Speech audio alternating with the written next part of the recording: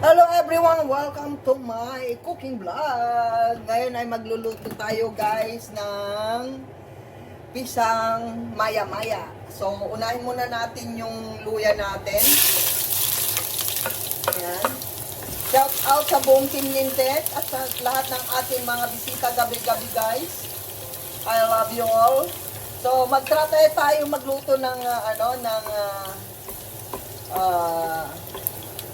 pisang isda, pisang red snapper. So ito ay natutunan ko kay Calma Picon. So ayan. Shout out kay Calma Picon. Ito na kulot. Hindi ko alam kung tama tong pinaggagawa ko. Pero ito lang daw yung rekado ng pisang isda. So ayan.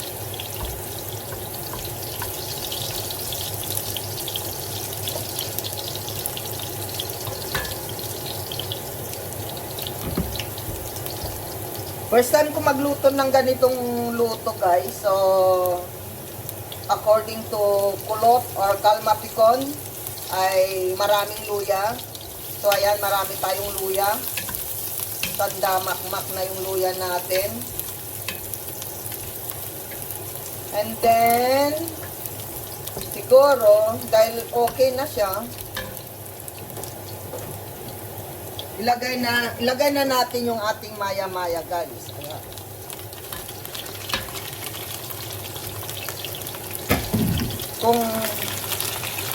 Kung tama ba ito o hindi ko na alam guys. So, ayan. I-fried muna natin siya sa luya. Hindi ko kasi alam kung paano guys, kung yan. Basta i-fried muna natin sa luya na may luya na may bawang. Yan, ganyan. So, habang pina-fried natin,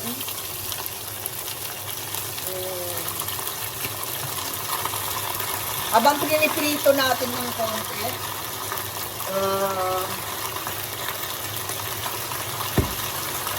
ihanda na natin yung ating Ayan.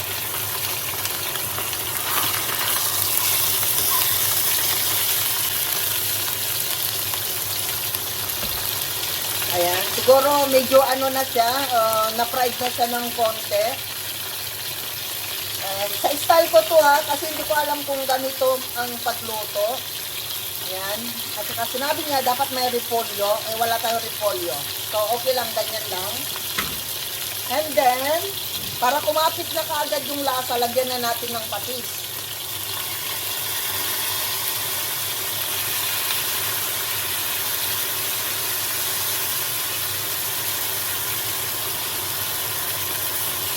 Ayan. Ngayon, kung kulang yung patis, dagdagan nyo na lang after. So, ganyan lang siya. Meron po ako ditong pinagugasan ng bigas, nilagay ko dito sa can. Kasi wala akong ayoko nang merong huhugasan, kaya dito na natin ilagay. Yan. So siguro dagdagan natin yung sabaw.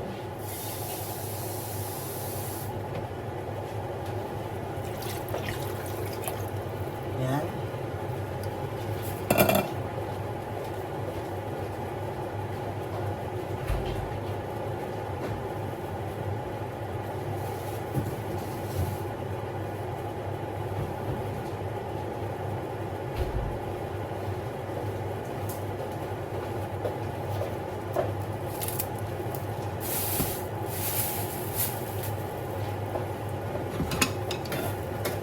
So, ayan guys, dapat na repolyo daw yan. Pero dahil nga wala akong repolyo, so, para meron ng lasa. Maglagay na tayo ng bacon guys.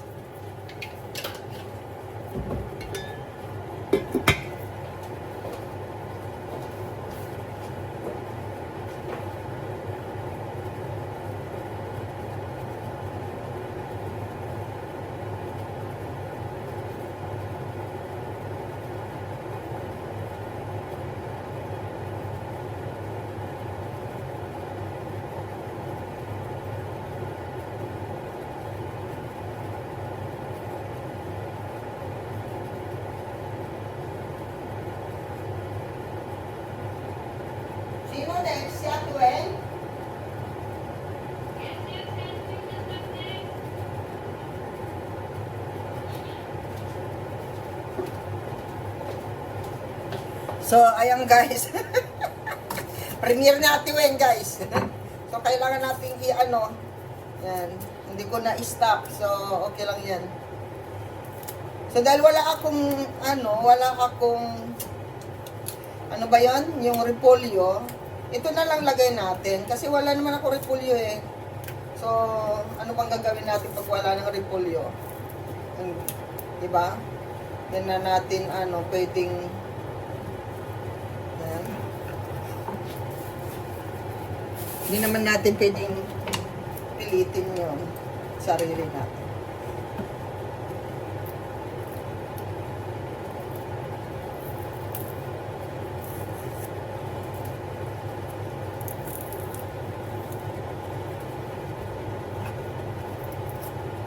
So, ayan.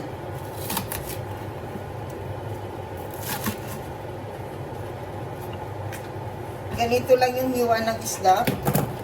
Kasi ang pisang isda guys ay sabaw lang talaga. Sabaw lang talagang alam ko dyan. Kasi yung mga Tagalog mahilig sa pisang isda. Pisang dalag, pisang hito, basta mga pisa. Pero sa amin kasi, pag sinabi mong pisang isda, lapu-lapu yun. So, wow, yan. So, lagay na natin to. Wow, mabango siya guys, mabango. So, baliktarin natin guys, para hindi lang yung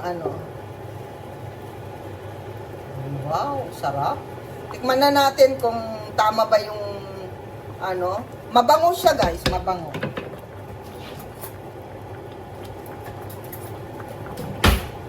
Tikman natin kung tama yung alat tsaka yung timpla niya.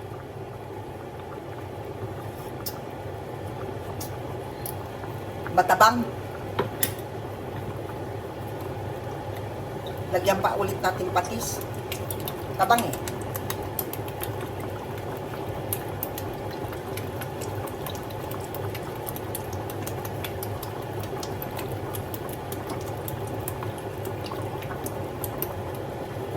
Pag hindi natin naubos yan, mamaya, wow, masarap yung niya, yung sabaw, parang salabat.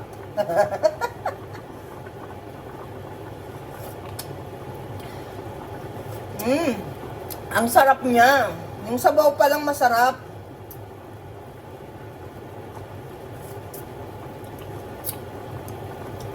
Tanggalin natin yung mga yung parang bula-bula guys.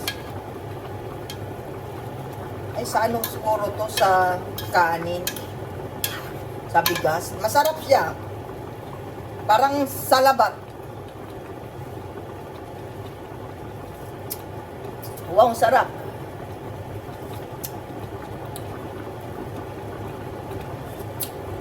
Masarap siya. In fairness, masarap.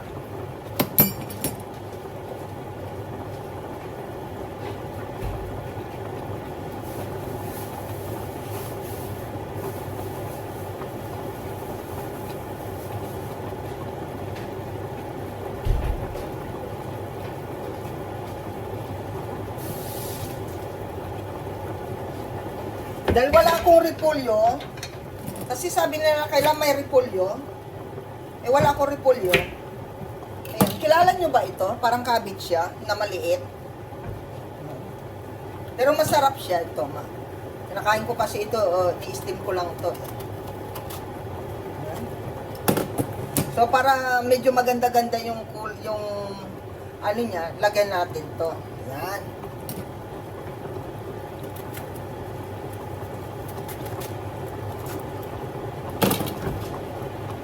So, ito na po yung ating isdang pisa, guys. Madali lang siya lutuin. Kasi pinakuluan lang siya sa, pinakuluan lang siya sa luya eh. So, yan. O, diba? Yan lang, guys. Luto na siya. So, shout out sa buong Team Lintik, guys. Thank you so much sa ating mga followers. Thank you, thank you. Mwah, mwah. See you next cooking.